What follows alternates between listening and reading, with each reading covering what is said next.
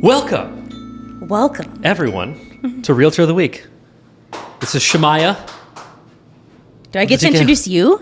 Sure. Oh my gosh. This is guys. Shamiah Thorpe of the infamous eXp Realty, TK Homes team. This is the Taylor of the TK Homes team. What an honor. Who? It feels weird calling you Taylor. Usually I only get, like, when people use my first name, they're scolding me for something. Yeah, that's what I'm saying. Are you upset with me about something? No, it feels weird. That felt unnatural. Should we start over? It's TK. Well, welcome, everyone, to Realtor of the Week, Substitute Edition, where I will completely scold Shamiah with random questions. Burning questions, we'll call them. Ooh, stealing it. I like it. Yep. Burning questions with Shamoney. Yeah. Or Satan. Fire them off. Where do we start? So, origin story. Yeah. Miss Shamoney. What is your favorite thing about real estate? Oh, that's tricky. So I got into real estate by an invite from a friend who also did not know what she wanted to do after banking. And it was kind of just one of those things where like, hey, you should do this. And I was like, sure, I'll give it a try. And my backup opinion about it was, well, I do look at homes all the time on Zillow, so maybe I'll like going and checking them out in person. So that definitely is probably my favorite thing, is seeing all the cool houses and everything, but also, getting to meet people. Hell yeah. And where did you start? So I started at Chris Lindahl Real Estate, was there for 6 months before you kept, just reaching out and bombarding me. Politely, though. I definitely think your reach out strategy was different from everyone else. Everyone else was just kind of like, hey, look at all the cool stuff we have. And you were like, hey, you need anything? You doing good? Like, how's it going? So I like that approach. The gadgets and gizmos? Yeah. The bells and whistles approach? The flashiness. Yes. Look at what I have. The next best tech. Look at my tech stack. That's all it was, though. And after getting a million of those, it almost turned me off from all recruiting. And then, like I said, you were just it was just conversational. So I was like, I know this guy's trying to recruit me, but he's not showing that he's trying to recruit me. So just chilling. Yeah. It's just casual. vibing. Super cash. And obviously now you're over the TK Homes team with the EXP. Yeah. And how has your experience been? It has been a year and a half, and it has been full of delight. Delight. You're the delightful realtor, right? Yeah, Hashtag. No, honestly, and even the first week, I got more with you guys and EXP than I did in the whole 6 months at my previous brokerage. So I knew right away that I was in an environment that made sense, and I think I've asked myself the question why I didn't join sooner a million times. Sure, and so let's unpack that a little bit. You mentioned with the team and EXP, would you say there's a difference between the two? Let's differentiate that a little bit. Yeah, so I mean, obviously, our team's awesome, and we get tons of hands-on help from you and Amelia and Dylan, but then it's also nice too, having our NSA, our North Star Alliance at EXP.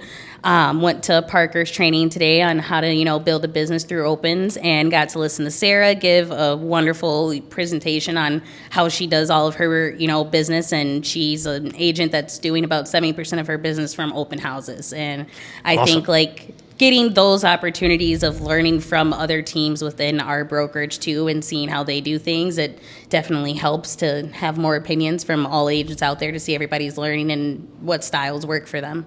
Would you say that's an exponential part of your business? It definitely is. What an experience you've had so far.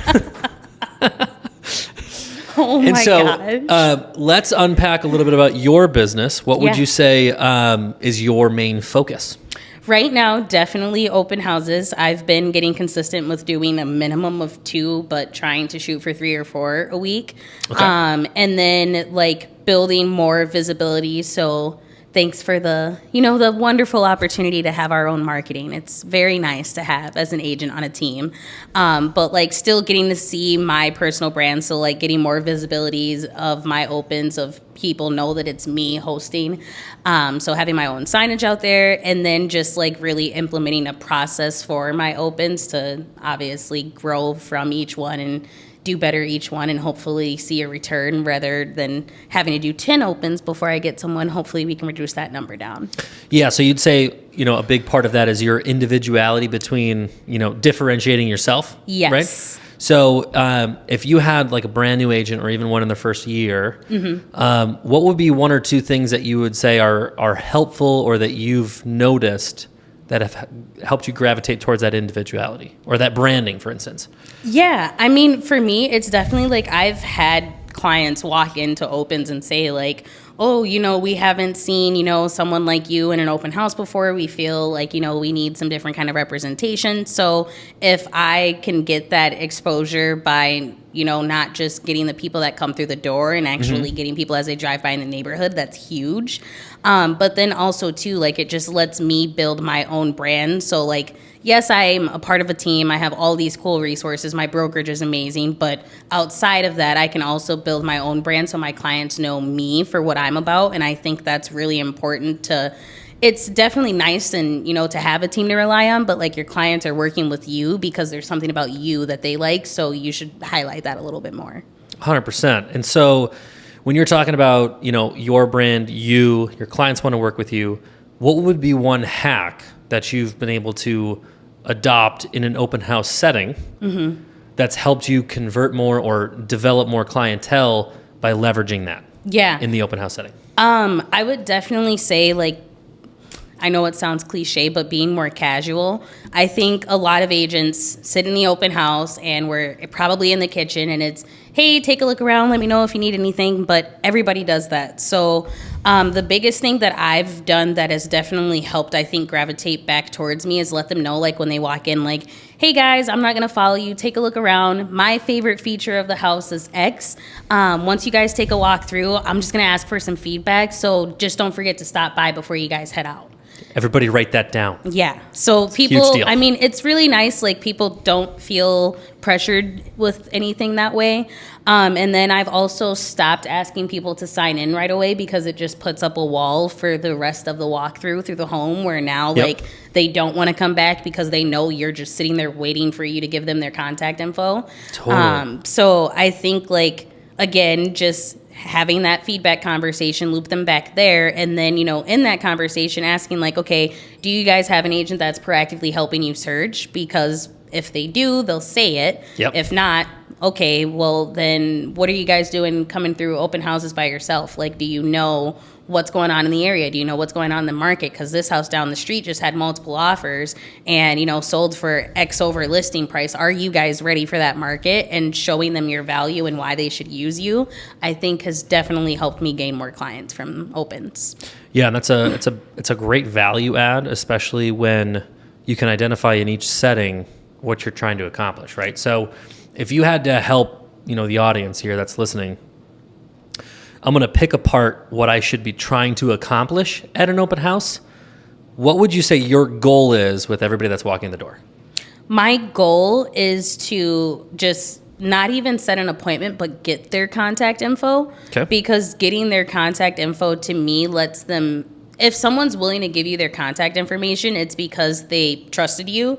Like giving your name and phone number to someone doesn't seem like a big deal, but I know I'm not giving it to just anybody. So to me, that's a huge trust factor of like, okay, this person gave me their name and phone number. They clearly have a need for something that I can offer. So now I can shine a light on whatever that is. So if I get that contact information, I know that I can add value and develop a relationship and get a client out of it. It's a rock solid situation. Exactly. For sure. So if you had to think of like the biggest challenge when adding open houses to your business, what would like that challenge be?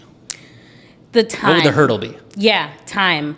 I think once you get in a consistent habit of doing open houses, it's going to flow naturally. But for the first few, like you got to account for the time it takes you to put up signs before and after. So if you're doing showings before or doing showings after, or whatever the case may be, make sure you're not getting to the open house 10 minutes before, because that Yeah. probably isn't going to be enough time to hit the neighborhood. That makes a lot of sense. Yeah, and then too, like making sure that you take time out to actually print whatever marketing materials you're going to bring. Take time to do the research. So while the open itself is only 2 hours long, it's probably 4 to 5 hours total with the prep work and the signage and everything else you're doing. Yeah. So Yep. time block that. Okay. So would your solution to that, like for those who are looking to add that to their business, would your solution be having a definitive refined process? Yes. And then is there any hacks that you have for seeking out or identifying those open house opportunities for you? Yeah. So, being a part of EXP, we have this wonderful group where I have ample open houses to where I'm hardly ever in a situation where I can't find a listing to do an open for. I would tell people that if you aren't a part of a brokerage that has that, look for sale by owner opportunities. Okay. Those are always gold too, because you could potentially get a listing out of it by showing a seller like, hey, I want to help you move your home. Like, let me reach out in a way that other agents haven't, besides just on the phone, or hey, let me list your home. Hosting an open's a little more casual. And then too, just like trying to network with other agents in your brokerage to see what opportunities they have, if they have anything coming up. But I would say definitely the biggest thing for me that helps is having so many opportunities. I know that I can have an open that weekend, so I know that I'm going to have this time blocked this day for my open house. I know I have to drive the X amount of time. So for me, it's like every week I know the week prior that I'm going to be doing the same thing on Saturday and Sunday. When are you doing that planning session? Usually on Mondays. So we get the emails on Tuesdays of like, what open house availabilities there are. But on Monday, I'll usually just kind of have a time set in my calendar of like, okay, this is going to be a time block from like, I'll do like 10 to 2. And then on Tuesday, when I actually get that time slot confirmed with the seller and the listing agent, I'll go in there and refine it. But I just like to make sure I have the time blocked out sooner than later, because if anything ever comes up from Monday to Tuesday, I want to make sure I still have time on Saturday. Absolutely. So just to kind of sum up, adding open house to your arsenal of business opportunity. Yep. Monday planning session. Yep. 2 is your confirmation. Yep. Right. You're getting your location dialed in. You're having your process built out. You've got your structure for what that open house is going to look like. You've got your time blocked and prepped. And then your execution is the actual open house. What's the one piece missing here? Probably the follow-up strategy, right? Yeah. Should we give them a little gold nugget? Yeah. What do you got?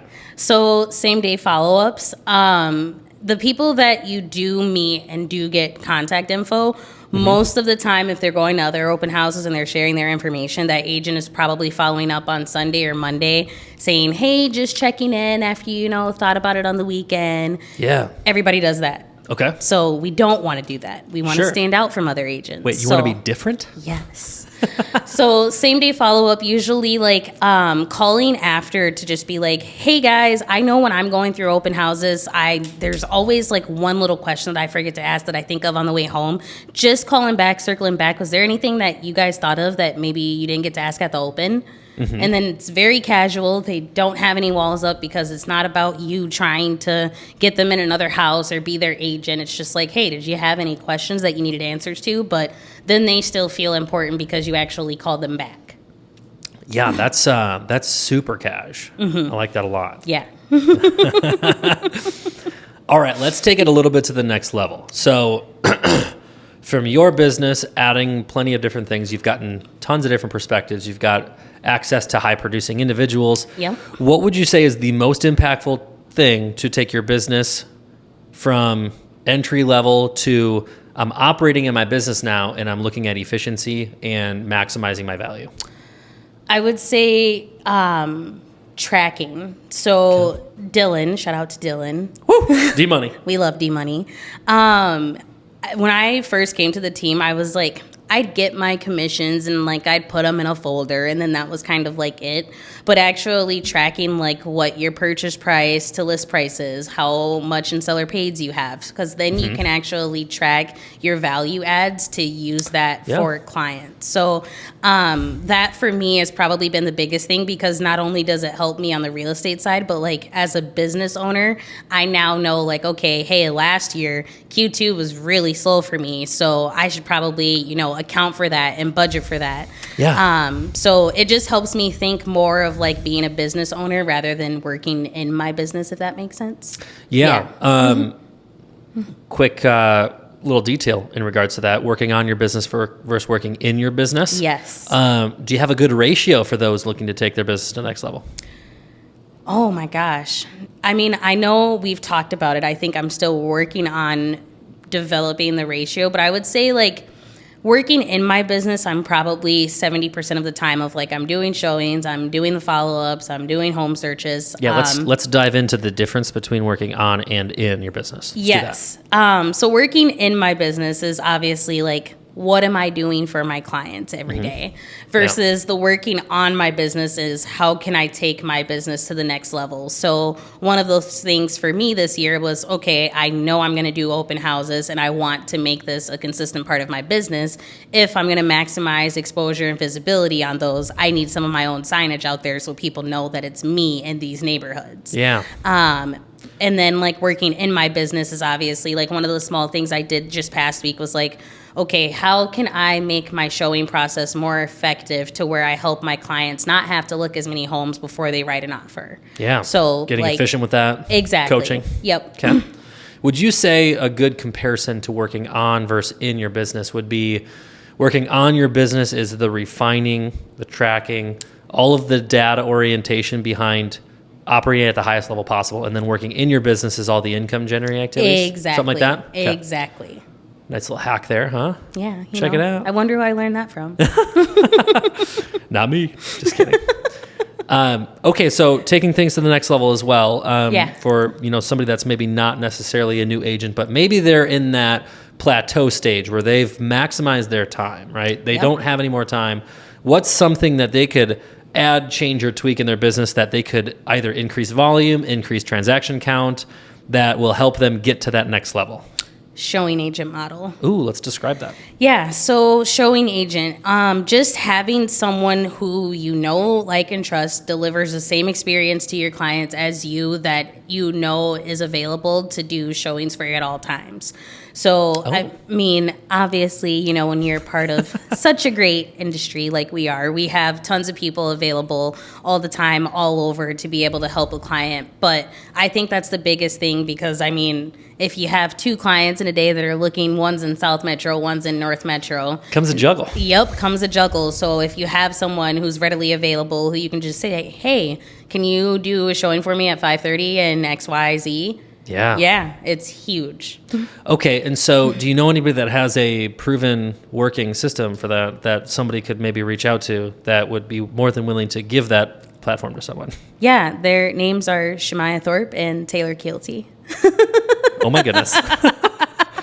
Who would have thought? Who would have thought? I am obsessed with the showing agent model. There are plenty of different ways you can do it. You can do it with upfront expenses. Yep. You can do it on the back end ratio as well, where it's not necessarily going to cost an agent necessarily upfront. Exactly. So a lot of different creative ways to do that. It enables you to buy back some of your time, which we all know time is the one thing you cannot get enough of. Exactly. So, absolutely love that. Now, Shamiah, what would you say, let's take it back to some of the beginner side of things. Yeah. What would you say is the most impactful thing an agent can do right when they're getting started? They've already got their license. Yep. They're ready to hit the ground running. What should they do? So I know it's easy as a new agent to feel like you want to intake all the information before you get out there and run. But my biggest advice is to shadow someone. So get a mentor who is actively doing showings, doing buyer meetings in the field so that you can actually go out there and see real life what that looks like, because nothing happens by the books. And when you're learning by the books, that's the scenarios that you expect to be prepared for, and that's not going to happen. So leadership within the fieldwork setting. Exactly. Okay. What are some different things people can do to seek that out? What are some good examples? Yeah, so I mean, when I first came to EXP, I obviously had you and Dylan and Amelia, so I was able to go through and actually do like a mock showing with Amelia. That was huge, of having, you know, someone who hasn't bought a house yet walk through a home from a buyer perspective, and then tell me like what I can refine about my part of the process. So, I mean, like I said, and if you don't have a mentor directly in your brokerage, there's tons of online coaching out there that you can still get to at least develop some sort of idea of what's happening in the real world versus just kind of trying to get the data and statistics behind everything. Totally. And just for anybody that's out there kind of looking for an easy button for this one, would you say that you are a mentor with some openings? Yes, always. Shamiah, everyone, has a few openings for mentees.